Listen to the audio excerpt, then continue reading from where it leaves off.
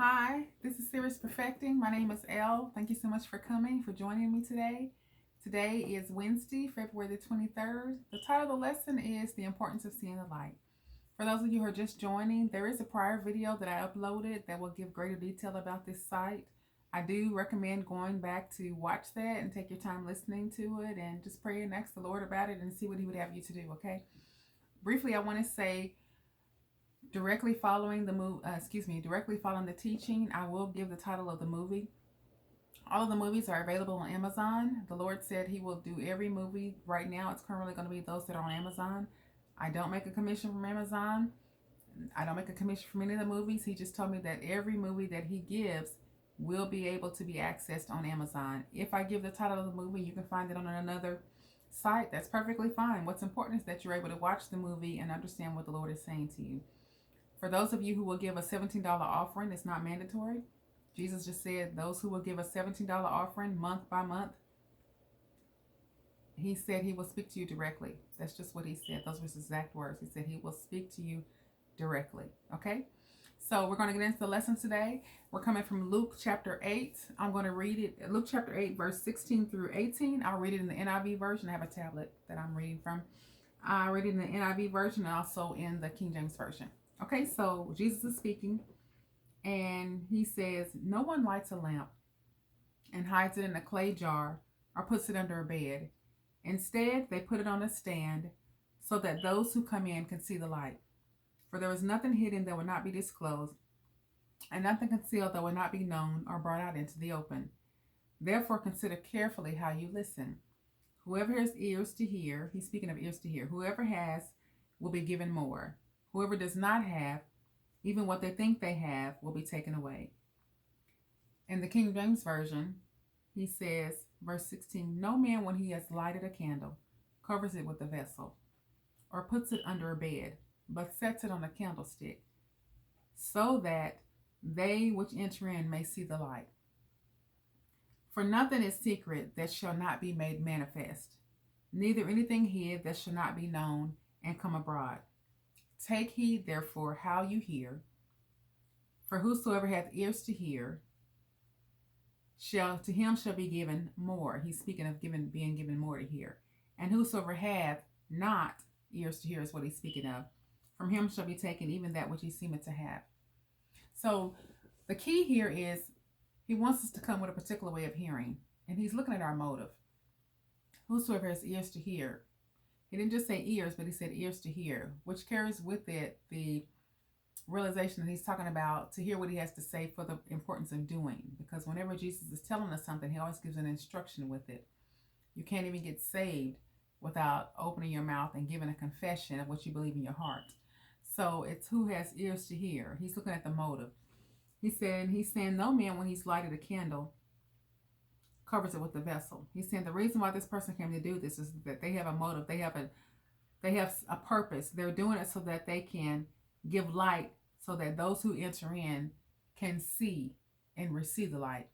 And He also wants you to know that any of you have been dealing with something, and it looks like someone may have gotten away with something. You may be the one that looks like you've gotten away with something. You may think that you've done something and nobody's going to find out about it, and you did something and it was an error. You may feel like you got away with that. Jesus is saying there is nothing hidden that shall not be made known. You may feel like somebody has done something to you and they think they've gotten away with it, and it's been a long time now you've been dealing with it, and you haven't said anything because you're quiet and you're private and nobody knows about it but the Lord. You didn't tell nobody about it. However, they think they've gotten away with it, and you've been wondering why the Lord seems to have not done anything about that situation. But Jesus is saying there's nothing that's hidden that should not be made known. Nothing. And so what He wants us to do when we're still dealing with a situation like this is to trust Him. Jesus is integrity. We want to trust Him. One of my favorite verses is in Proverbs chapter 21, verse 30. It says, "There's no wisdom, counsel, no understanding against the Lord." Anything somebody has done, that's a wisdom, that's a counsel, that's an understanding that they have, that they use to do whatever it is they've done. If it was something excellent they did, That's a wisdom, that's a counsel, that's an understanding that they use to get that done, to make that happen. If it was something that wasn't pleasant, and it wasn't a favorite thing of yours to go through or to witness, then that's also a wisdom, a counsel, an understanding that they have, that they're choosing to use. And Jesus is saying, there's no wisdom, counsel, and understanding against him. So the Lord is saying to trust him. I hear the Lord saying, trust him. He told you to do something. You wonder why he told you to do that. It doesn't look like it's going to work. And you wonder why you have to do it. Why do you have to be the one to keep smiling and saying hello in the morning? Can't they speak? Don't they have lips? Don't they have ears? Don't they have eyes? They seen you walk in. Why do you have to be the one talking? Why? Because Jesus has put light in you.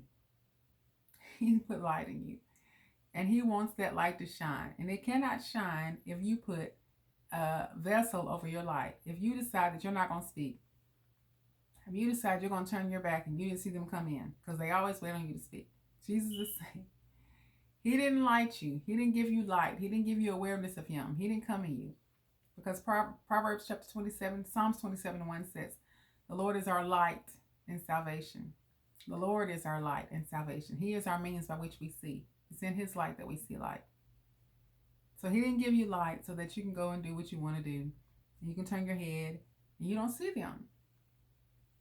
That's not you're putting a vessel over your light. You're coming off the candlestick. You're covering up your light. That's not why he did that. He knows it's not going to give you gain. It's not going to get you what you want. There shouldn't be any enjoyment of that. That's what he's telling you. That's what he's telling you. They didn't get away with it, is what he's saying. It's not over with. But he needs you to be patient. He needs you to keep walking. And he needs you to keep doing what he tells you. He needs you to keep listening to the word. And he needs you to know that you're not alone. You're not alone in this situation. You're not the only one who's went through it. And that you can make it. And it's worth it. It's worth making it. He looks at the motive. He said, whoever has ears to hear, to him shall more be given. He's wanting to give you more. He needs you to pass this test. He needs you to understand exactly what's happened, what's going on. Do you have ears to hear? And then, how long do you have ears to hear? How long will you keep hearing it? How long will you keep walking in it? Do you see the benefit in it? To him shall more be given. This is individual. Jesus is dealing with us all individually. I had a situation, I remember years ago. I had a situation. And I had a woman who was quite upset with me because she felt like I was treating her different. I honestly had no idea of what she was talking about. I had no idea. I didn't know she was watching me like that. I didn't know what she was talking about. And she was pretty upset with me. And when I found out the reason, I was so incensed that she would be upset about something that I considered to be so tiny, so petty. And I remember I went to the Lord Jesus. And I said, Jesus, now I'm on meat in this situation. I knew where I was. I knew what I was walking in. I'm not being prideful. I just knew where I was. I said, Jesus, I'm on meat in this situation. This is ridiculous. And this is what Jesus said to me.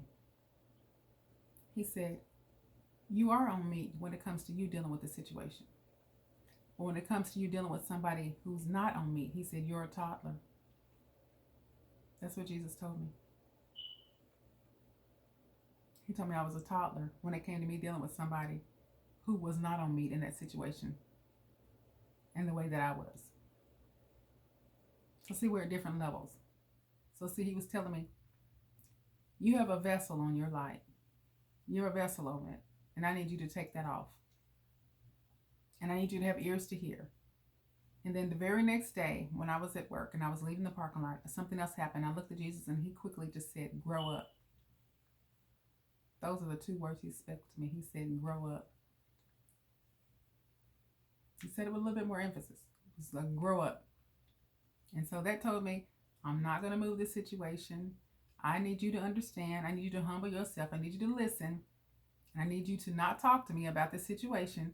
I don't need you coming to me complaining about the situation. I need you to grow up. That's what he was telling me. And so what he was telling me was that you can do it. I put it in you. Go in my word. Study my word. Continue listening to my word. Continue walking in prayer. Continue loving. Continue strengthening yourself. Strengthening yourself. Encouraging yourself with my word. Listen to what I said, what I told you. And I need you to walk and I need you to grow up. That's what he told me. He said, grow up.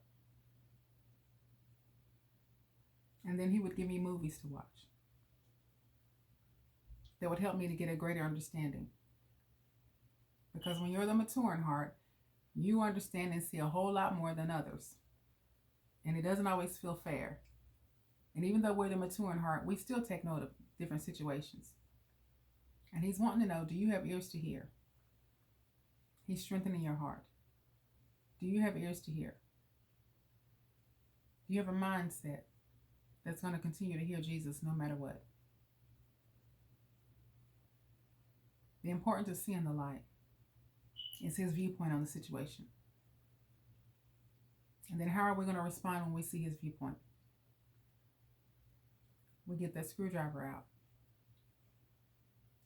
You hear Jesus say something. I hear Jesus say something, and that's not the way I was thinking. All of a sudden, once I find out this is the way he was thinking, then I line up my thinking with how he said it. I see it the way he sees it. It's what he said, because Jesus is always right. And he only comes that you might have life and have it more abundantly. And so the motive is when we come to hear him, he said, no man when he has lighted a candle. Jesus is telling you that he knows every man. He said, no man when he has lighted a candle.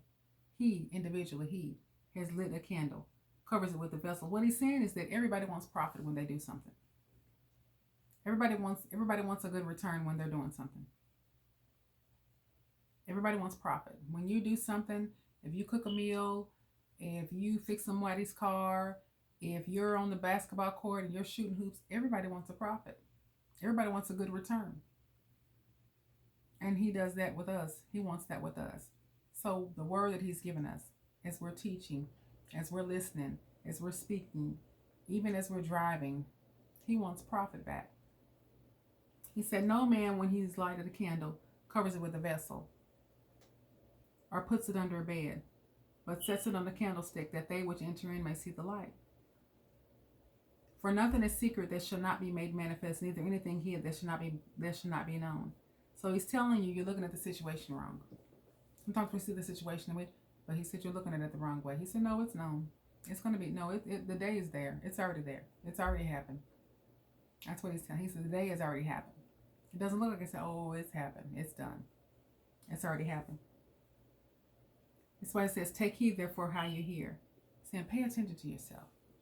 Your attitude, your motive, your emotions, how you're feeling. Take note of that. Take heed how you hear. Keep that mindset. No, I'm going to hear this word. Nope, I'm going to walk and do what he told me to do. Now I'm going to continue loving. I'm going to continue praying. Because you know something they don't know. If they really understood the way they should, they wouldn't do it. That's what bothers us. What bothers us is that we know that if they really understood the truth, they wouldn't do it. But focus more on the fact that you know they really don't know. And that's where you have that compassion at. Jesus is teaching us to learn, to take heed, to pay attention. How you hear. You're tired. When you're tired. How are we hearing when we're tired? What are we like? Oh. How are we hearing? We're closing ourselves off. We're putting a vessel over our light. Take heed how you hear. That means we really don't have ears to hear right there. That means we're missing something. That means there's some life right there that he needs us to have, because he came so that we could have life and have it more abundantly. So one thing I've always determined in my heart is whenever Jesus talks to me, he only came that I might have life and have it more abundantly. So it's easy to receive him. For me, it's really easy to receive Jesus because he only is coming to talk to me so that I might have a life and have it more abundantly. And I know his thoughts are always thoughts of peace and not of evil. I can receive Jesus anytime, anywhere. And that's the kind of mindset we want to have. The movie that he gives us after this, when we watch that, it's going to help, it's going to heal, it's going to strengthen.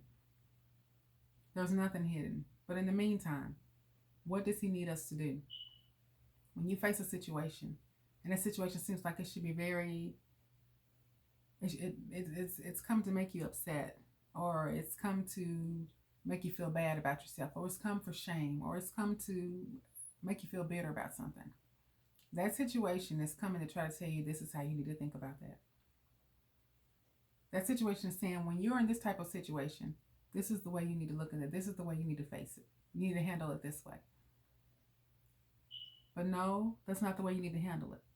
What we need to do is find out what Jesus is saying about the situation. Lord, what do you say about this? It looks like they're friends with me. It looks like everything's well. I don't see anything well, but you don't have peace in your spirit. Something about it just doesn't seem right. You need to get his opinion on that. It matters. You need that kind of knowledge in your heart. It matters. It matters to you. It matters to him. How you hear. Are you hearing with an expectation of receiving from him? Are we keeping Jesus in our heart? Are we mindful of him? Because no man gets up to go to work so that you can go to work and not make any kind of profit from that. You don't go to help somebody. If that's in your job and your customer service, you don't get on the phone and talk with them so that you don't receive something back from that that's good. And Jesus doesn't teach us his word so that we can get up and not receive anything back, and he can't get anything back from us. That's not why he's teaching us. He's teaching us so that we can have. He said, I put my word in you so that you can have. So that you can have. You have ears to hear. I want to give you more. But I need you to pay attention to how are you hearing? How are we hearing? How are we hearing? When he told me that I was a toddler in that situation, how did I hear that? I was shocked. I was surprised. I didn't even know, I couldn't even, it never occurred to me that I needed to change in that situation, that there was an issue with me and how Elle was handling that situation. I had no idea. And as time went by, he would tell me. He actually was telling me, I was in this grade now. I was in that grade now. Yeah, it took some time. And meanwhile, he kept putting that particular person in my face. Every time, every week I seen this individual. Every week I would see them. You know, I would go to where I'd see them. And he let me know where I was in my walk at that time. And so it culminates because it's something that he's looking at. He wants the full corn in the ear. You know, in the book of Mark, chapter 4, where he's teaching on the parable, and he says the seed goes into the ground. And it springs up, and the person doesn't know how. First the blade, then the ear, then the full corn in the ear. Then afterwards it says immediately he puts in the sickle because the harvest has come. So Jesus will immediately put you in a situation so that because he wants a harvest. The harvest has come. He wants benefit. He wants that return back. And you wonder, why did the situation happen? Well, he's ready for a return. He's ready for a benefit. Immediately he puts in the sickle. He doesn't waste any time. He knows you're ready. So it's going to happen immediately. Because so you prayed. You understood the situation. You prayed. And next time I see such and such, I'm going to do this. And next time I do, next time. And so immediately that time is there. He put the sickle in. The harvest is there. He's ready to receive. He's ready to receive. So the situation keeps happening. He's ready to receive. He's ready to receive. You're ready. That's what he's doing. You're ready. You wondered how it happened. You was telling him that you was ready. An important thing to remember is when we're speaking to the Lord, or we're hearing confessions or declarations, and we say to the Lord, I receive, what we're really saying is, I receive the kind of teaching that I need to walk in this.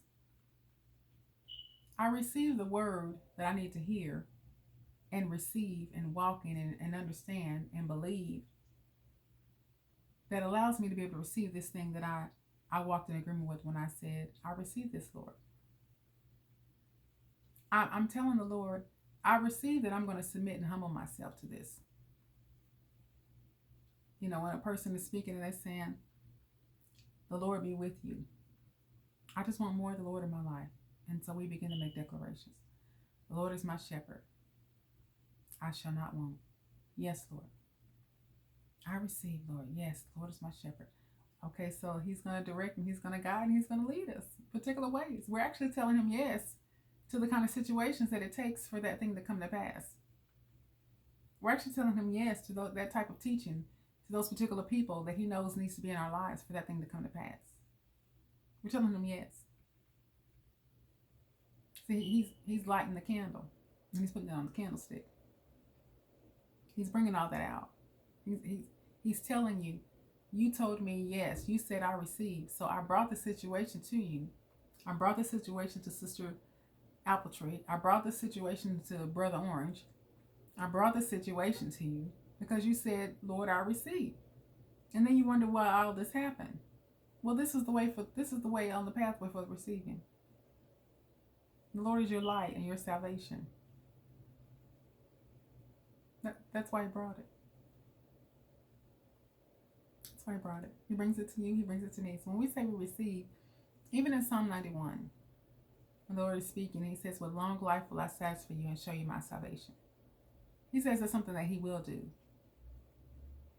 However, you have to want that long life.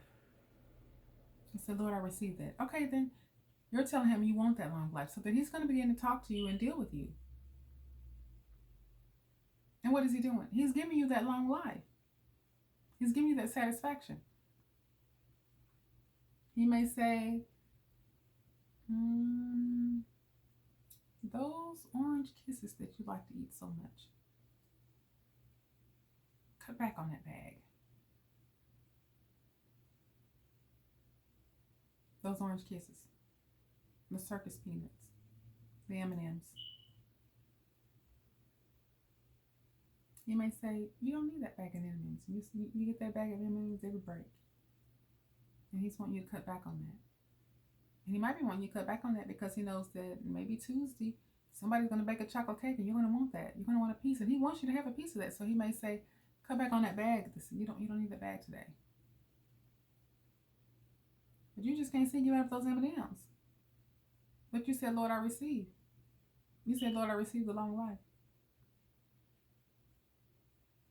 He said, with long life will I satisfy you. Satisfy you. And show you my salvation. See, having ears to hear. It's having ears to hear. He's giving you ears to hear in this situation. You told him, Lord, you said, I'll never leave you nor forsake you. I'm with you always, even to the end of the world, even to the end of the age. You brought that word to him. And he came back and he answered you. And he led you a particular path. But it was not a path where you just didn't think he was going to have to go there. And you feel like he forsook you. No, he didn't. You just didn't have ears to hear. He said this was the way, walk in it. This is the way. You just didn't want to go that way. It wasn't too comfortable. He was a little tired. He was a little tired. We get that way sometimes. We get tired. When I feel that way, I go to the Lord. Lord, help me with this one. That's how I talk to the Lord. Lord, help me with this one. Because I want my attitude to be right. Help me, Lord, with this one because I want my attitude to be right.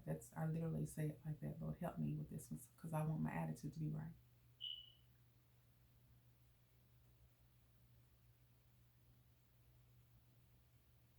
I need that life. I need those people that he's reaching out to. I need them to really see Jesus and not see the I'm tired. So when we're here and we're looking at the Lord and we're wondering and we hear his word, we're wondering why does this situation keep happening? The Lord he's putting in the sickle. He's ready to receive that harvest.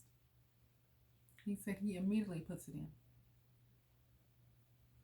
He doesn't want us covering that light. He doesn't want us covering it up. He wants us to understand. He's the one putting in the sickle. He needs a harvest. It's a harvest. And he needs you to understand what's on the other side of that. And quit turning away from it. So again, we're going to take a look. Verse 18. Take heed, therefore, how you hear. Let me get in camera. Take heed, therefore, how you hear. For whosoever hath, to him shall be given. And whosoever hath not, from him shall be taken away, even that which he seemeth to have. Now, take a look at the word whosoever.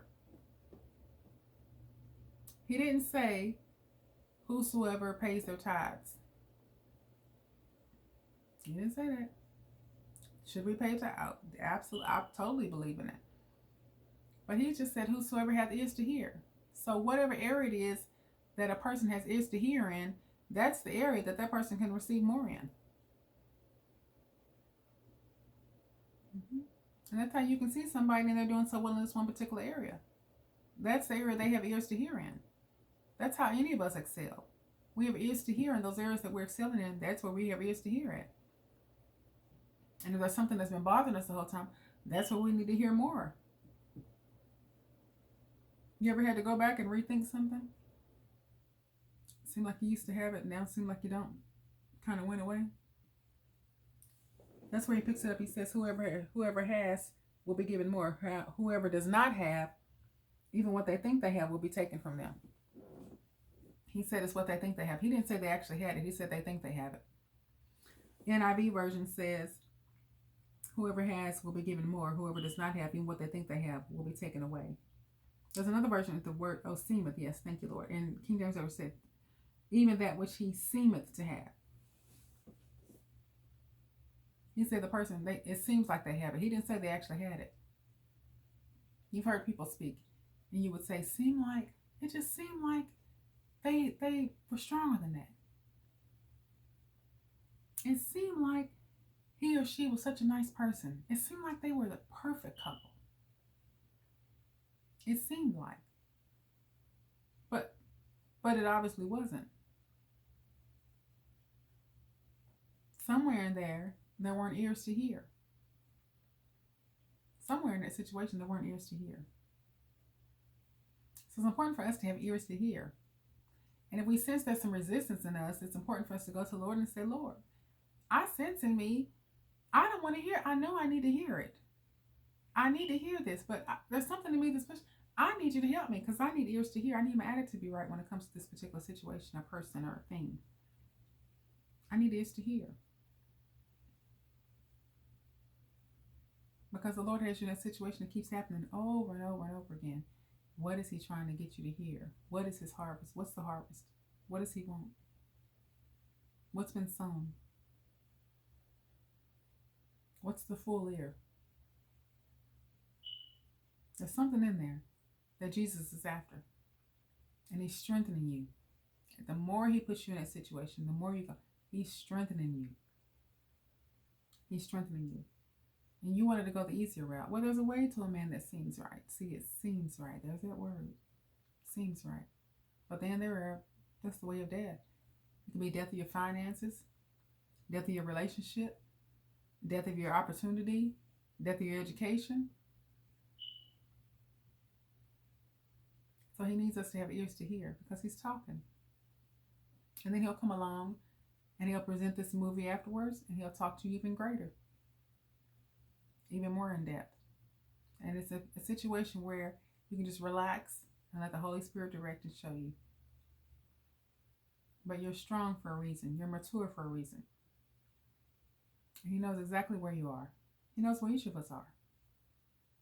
And he's strengthening us because we need each other. We need each other. And we need the testimonies, and we need the testimonies to be honest. We need to really understand how we felt about it. We need the person to understand it. We need to give him glory on what exactly he's really done.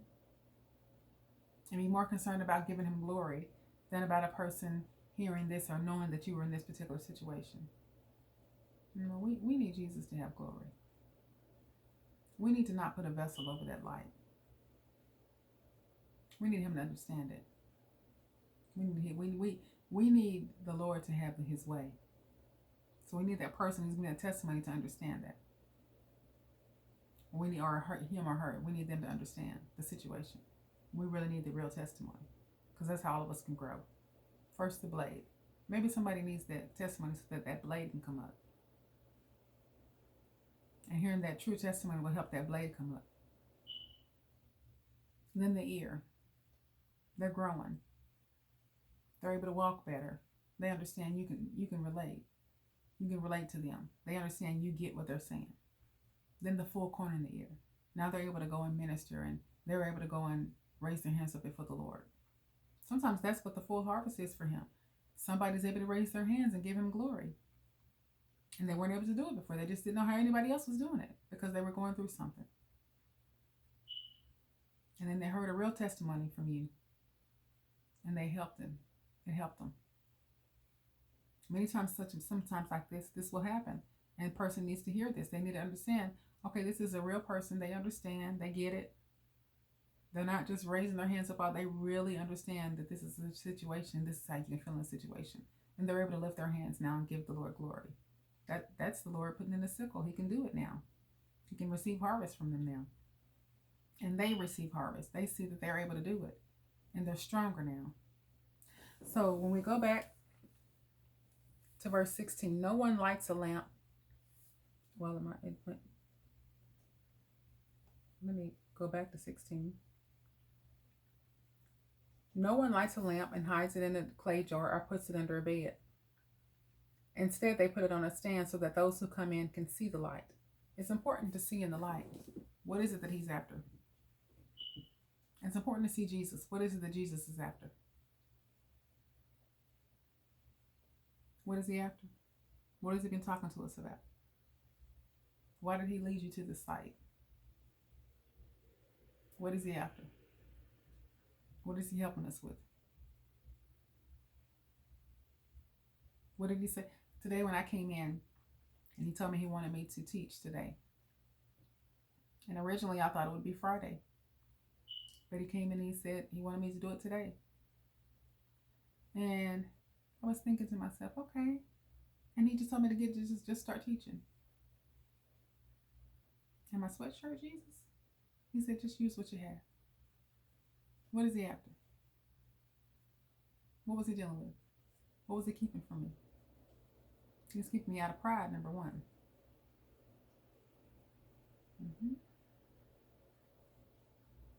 Just using what you have. He's keeping that vessel from being over my life. So when he talks to us, we may want to go do a particular thing. What kind of ears do we have?